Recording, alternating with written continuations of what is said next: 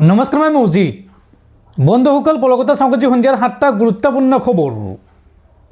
প্ৰথমটো খবৰ, ৰাজ্যৰ লাখ লাখ নিবনুৱা যুৱক যুৱতীলৈ ভাল খবৰ। ৰাজ্যত পুনৰ খালী হৈছে হাজাৰ হাজাৰ চাকৰি। অসম আৰক্ষীত পুনৰ খালী হৈছে 2350টা পদ। সাজু কৰক নথি পত্ৰ। আজিৰ পৰা আৰম্ভ হৈছে আবেদন প্ৰক্ৰিয়া। ৰাজ্যৰ লাখ লাখ নিবনুৱাৰ বাবে ভাল খবৰ। আকৌ ওলাইছে হাজাৰ হাজাৰ পদত নিযুক্তিৰ বিজ্ঞাপন। অসম আৰক্ষীত পুনৰ 2350টা পদত হ'ব নতুনকৈ নিযুক্তি। আজিৰে পৰা আৰম্ভ হৈছে আবেদন প্ৰক্ৰিয়া। আবেদনৰ অন্তিম সময়সীমা অহা 16 জানুৱাৰী। উপ পৰিদৰ্শক ইউবি পদত 48টা পদ খালী হৈছে। উপ পৰিদৰ্শক যোগাযোগৰ 4টা পদ খালী হৈছে। ষ্টেচন বিষয়াৰ 6টা পদ। অগ্নি নিৰ্বাপকত 5টা পদৰ বাবেও প্ৰকাশ পাইছে বিজ্ঞাপন।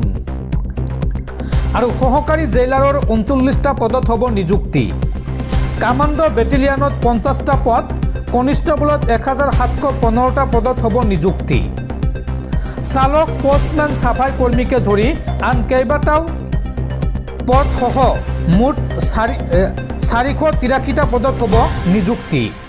এই সন্দৰ্ভত ইতিমধ্যে বিজ্ঞাপন প্ৰকাশ কৰিছে অসম চৰকাৰে। পৰৱৰ্তী খবৰ, আন্তঃৰাষ্ট্ৰীয় পৰ্যায়ত পুনৰ ফুৰা কমিছে ভাৰতীয় টকাৰ মূল্য। আৰু এইবাৰ সৰ্বকালৰ ইতিহাস ভংগ কৰি পতন হৈছে ভাৰতীয় টকাৰ। আজিৰ দিনটোত আমেৰিকাৰ $1 বিপৰীতে ভাৰতীয় টকাৰ মূল্য হ'লগৈ 90 টকা 78 পইচা।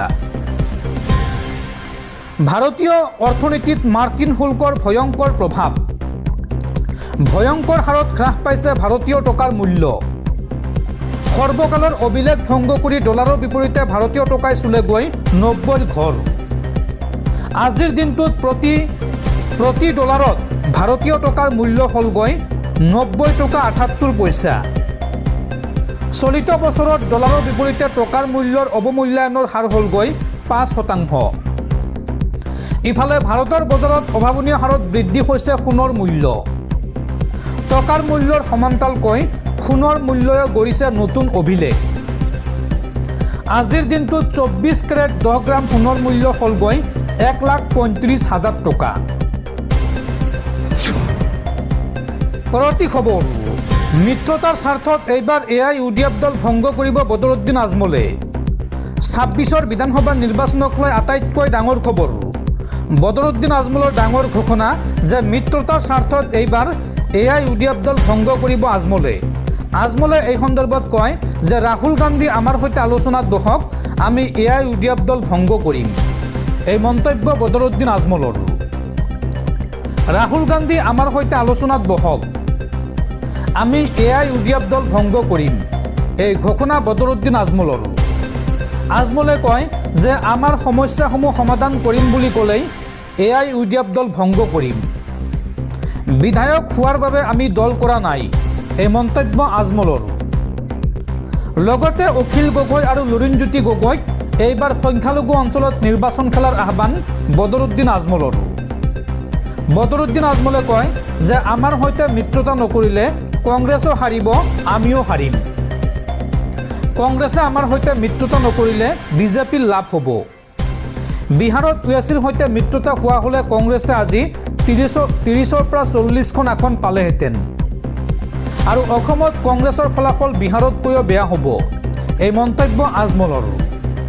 বৰপেটাত AIUDFৰ দলীয় কৰ্মী সভাত অংশগ্ৰহণ কৰি এই মন্তব্য কৰে বদৰুদ্দিন আজমলে। দৰ্শকসকল, আৰু বহুতো গুৰুত্বপূৰ্ণ খবৰ আছে। তাৰ আগতে আপোনাক জনাওঁ যে যদি আপুনি এতিয়ালৈকে এইটো ভিডিঅ'ত লাইক কৰা নাই তেন্তে এতিয়াই ভিডিঅ'টোত লাইক কৰি দিয়ক। আৰু এনেকুৱা ধৰণৰ ভিডিঅ' মই নিতৌ চাবলৈ চেনেলটো ছাবস্ক্ৰাইব কৰি কাষত থকা বেল আইকনটো প্ৰেছ কৰি ৰাখক। পৰৱৰ্তী খবৰ, নিৰ্বাচনৰ পূৰ্বে পঞ্চায়তৰ সদস্য মণ্ডল গাঁওবুঢ়াৰ বাবে আহি গ'ল কঠোৰ নিৰ্দেশনা।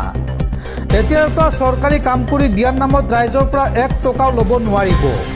যদি কোনোবা চৰকাৰী বিষয়া কৰ্মচাৰীয়ে 1 টকাও উৎকোচ লয় তেন্তে বিপদত পৰিব সেইগৰাকী চৰকাৰী কৰ্মচাৰী। মাটি বাৰীৰ নামজাৰি চৰকাৰী কামত দুৰ্নীতি কৰিলে দিয়ক অভিযোগ। 1 ছেকেণ্ডত ঘুষখোৰ বিষয়াৰ বিৰুদ্ধে লোৱা হ'ব ব্যৱস্থা।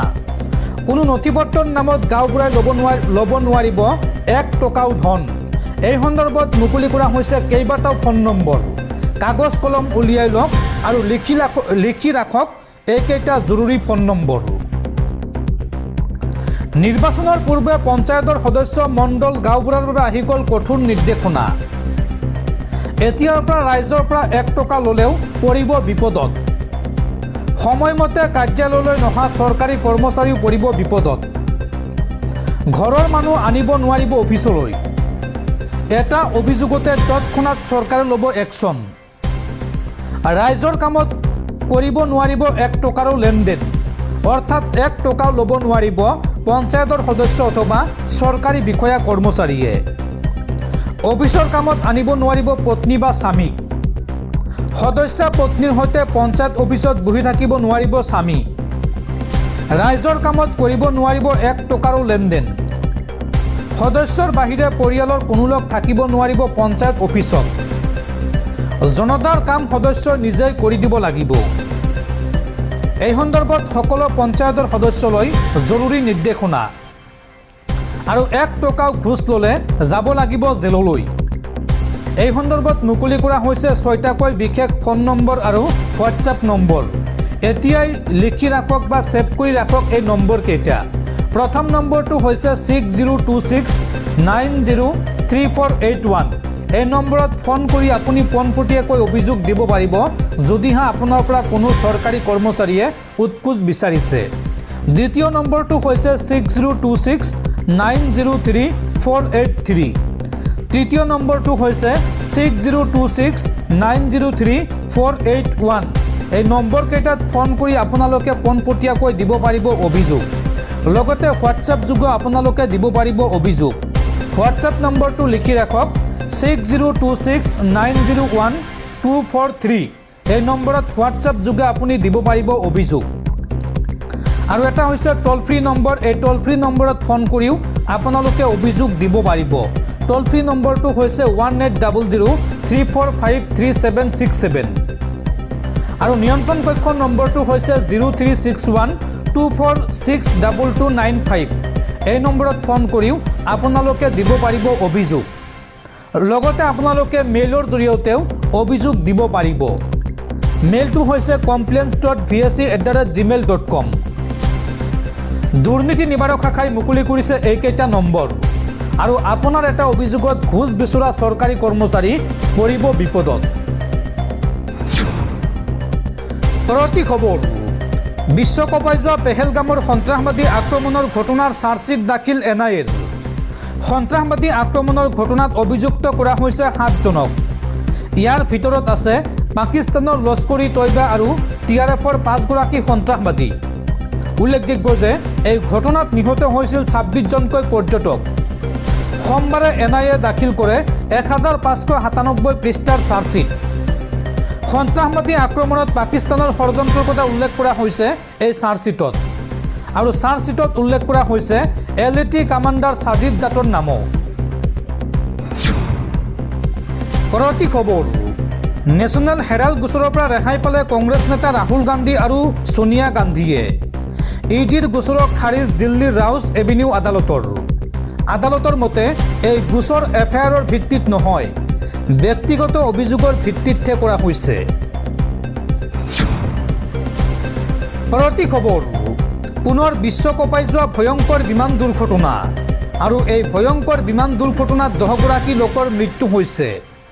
মেক্সিকোত জৰুৰী অৱতৰণৰ সময়তে দুৰ্ঘটনাত পতিত হৈছে এখন ব্যক্তিগত বিমান।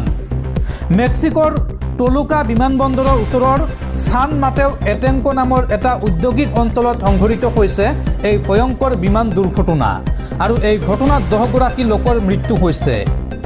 সৰু এই ব্যক্তিগত বিমানখনত দুৰ্ঘটনাৰ সময়ত আছিল 8জন যাত্ৰী আৰু 2জন ক্ৰু মেম্বাৰ সহ মুঠ 10জন লোক আছিল। আৰু এই ভয়ংকৰ দুৰ্ঘটনাত 28কেইজন ব্যক্তিৰ মৃত্যু হৈছে। পৰৱৰ্তী খবৰ, খোৱাৰ বাবে অনুপযোগী পতঞ্জলীৰ ৰেড চিলি পাউডাৰ। লোকসভাত কেন্দ্ৰীয় চৰকাৰে ঘোষণা কৰিছে এই তথ্য।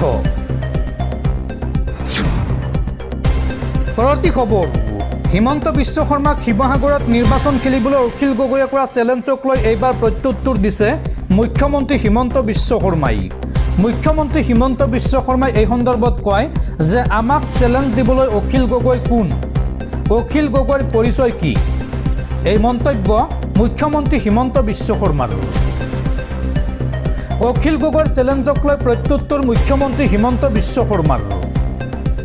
আমাক চেলেঞ্জ দিবলৈ অখিল গগৈ কোন, অখিল গগৈৰ পৰিচয় কি, অখিল গগৈৰ কেইজন বিধায়ক আছে, কিমান ডাঙৰ দল, তেওঁ কি কি কৰিলে অসমত, তেওঁৰ লিষ্ট এখন মোক দিয়ক। তেওঁ বিভিন্ন সময়ত বিভিন্ন কথা কয়, তেওঁৰ কথাত মই কিয় উত্তৰ দিব লাগে। উল্লেখযোগ্য যে শিৱসাগৰত অখিল গগৈৰ বিৰুদ্ধে এইবাৰ নিৰ্বাচন খেলিবলৈ হিমন্ত বিশ্ব শৰ্মাক চেলেঞ্জ দিছিল অখিল গগৈয়ে। আৰু অখিল গগৈৰ এই চেলেঞ্জক লৈ এইদৰে প্ৰত্যুত্তৰ দিছে মুখ্যমন্ত্ৰী হিমন্ত বিশ্ব শৰ্মাই।